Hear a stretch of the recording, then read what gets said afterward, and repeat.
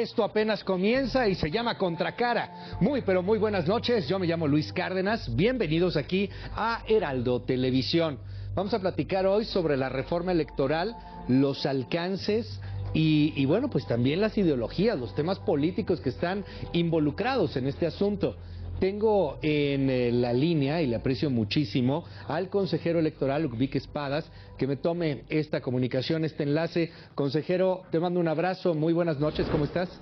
A ver, esta reforma, tratándose de una reforma legal y no constitucional, lo cual ya es un gran avance, sí tiene serias implicaciones para las capacidades organizativas del instituto. Claro. Y esa es mi principal preocupación. Es decir, al plantearse reducir las direcciones de capacitación y organización a una sola, lo que se hace en la práctica es reducir la capacidad que el instituto tiene de estructurar el conjunto de aparatos, de los aparatos electorales que se necesitan. Y esto afecta fundamentalmente a la formación de las mesas receptoras de votación, no solamente, pero en relación con lo que el público recibe directamente del instituto.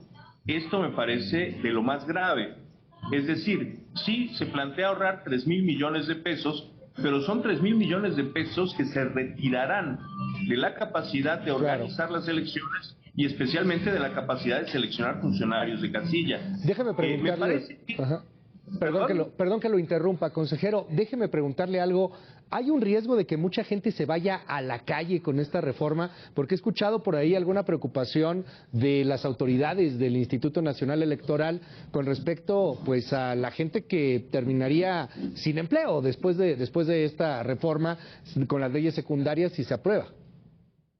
No, bueno, sin lugar a dudas. Es decir, el ahorro vendría en una parte importante de dejar de pagar salarios a gente que se quedaría fuera y que, por cierto, habría que liquidar, lo cual de inmediato también significaría un gasto importante.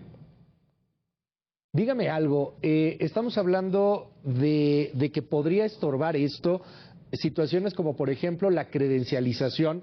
He escuchado por ahí algunos consejeros que señalan que con las reformas secundarias, con estas leyes que se quieren pasar, pues sería algo tan raro, tan complicado, como dejar a una sola persona para credencializar a miles de ciudadanos. ¿Qué áreas son las que se afectan, consejero?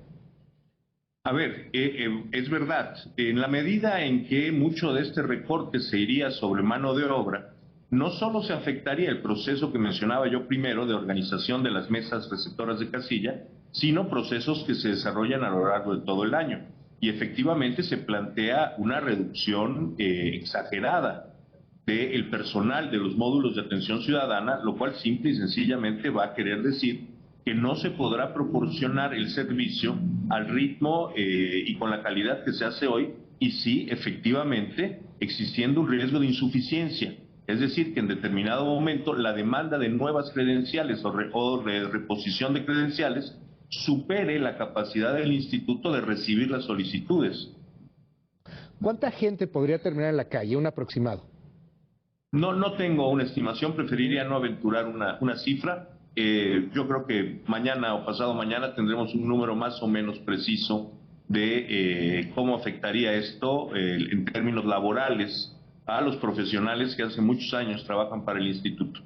Oiga, consejero, déjeme preguntarle algo, y en el tema propiamente democrático, el asunto de la afectación de una organización electoral como la del 2024, ¿hay posibilidades? ¿Se pone en riesgo el 2024? Okay. Es que me parece que es el principal riesgo, es decir, al debilitar la estructura del instituto, al debilitar sus capacidades de organización y capacitación, lo que se pone en riesgo es el funcionamiento de las mesas directivas de casilla en el 24.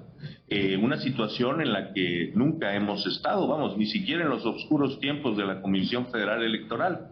Y si se ponen en riesgo las mesas de casilla, su instalación y su imparcialidad, lo que está en riesgo es directamente el voto de la ciudadanía y su capacidad para decidir efectivamente quiénes los van a representar y gobernar.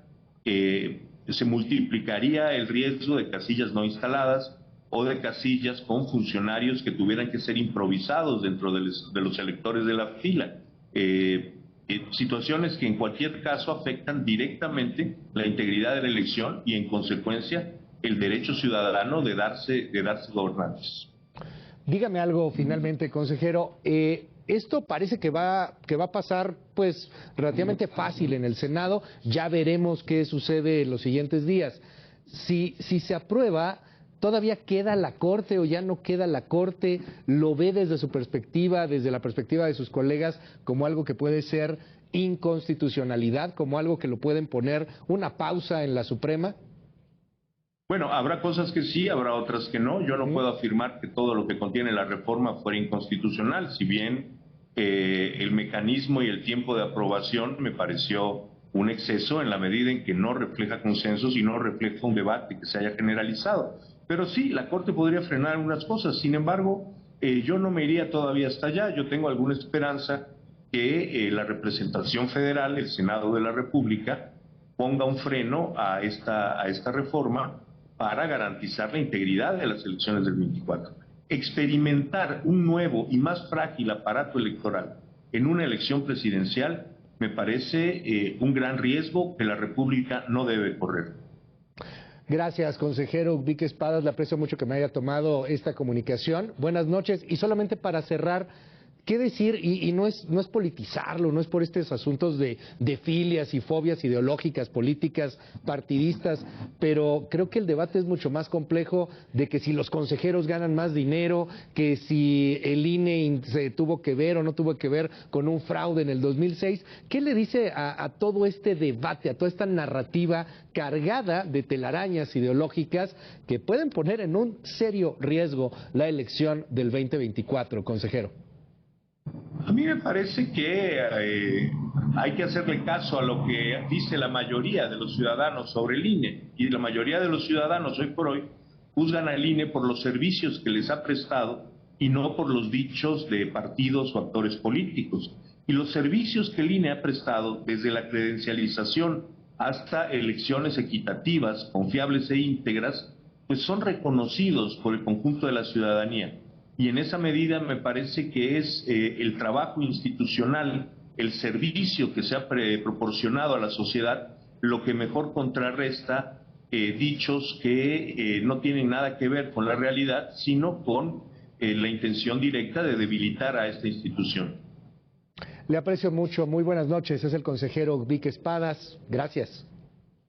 Gracias, muy amable.